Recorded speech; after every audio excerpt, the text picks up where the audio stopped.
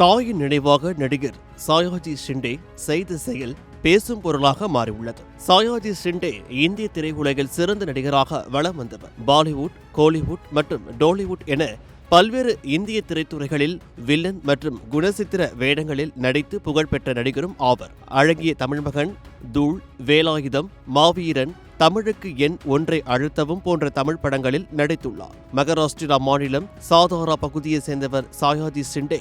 இவர் ஒரு விவசாய குடும்பத்தை சேர்ந்தவர். தன் ஆரம்ப வாழ்க்கையில் பல கஷ்டங்களை சந்தித்துள்ளதாக கூறப்படுகிறது.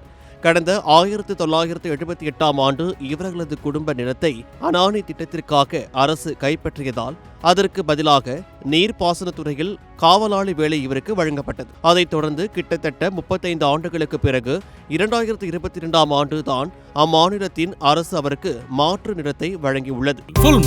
காலை 9 மணியிலிருந்து இரவு 12 மணி வரை மே 31 ஒரு நாள் மட்டும். கடந்த 2016ஆம் ஆண்டு மகாராஷ்டிராவில் கடும் வெயில் தாக்கத்தால் மக்கள் பலரும் அவதியுற்றனர். அப்போது நிழலுக்கு ஒரு மரம் கூட இல்லாததைக் கண்டு சாயாஜி மனம் கலங்கியதாக சொல்லப்படுகிறது. அதே 2016ஆம் ஆண்டு அவரது தாயார் 92 வயதை எட்டியிருந்தார். எந்த நேரத்திலும் தனது தாயை இழக்க நேரிடலாம் என்ற பயத்தில் முழுகிய சாயாஜி தாயின் நினைவை இந்த உலகில் அழியாமல் வைக்க ஒரு வழியை கண்டறிந்தார்.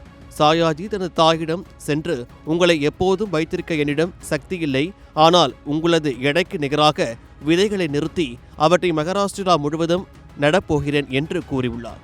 அந்த மரங்கள் வளர்ந்து பூத்து குலுங்கும் போதுதான் நான் உங்களை உணர்வேன் என்று கூறியுள்ளார். இதனைத் தொடர்ந்து ஹைதராபாத்தில் இருந்து 2 லட்சம் ரூபாய்க்கு மரக்கன்றுகளை தன்னுடைய கிராமத்திற்கு வரவழைத்து அதை நட்டுள்ளார்.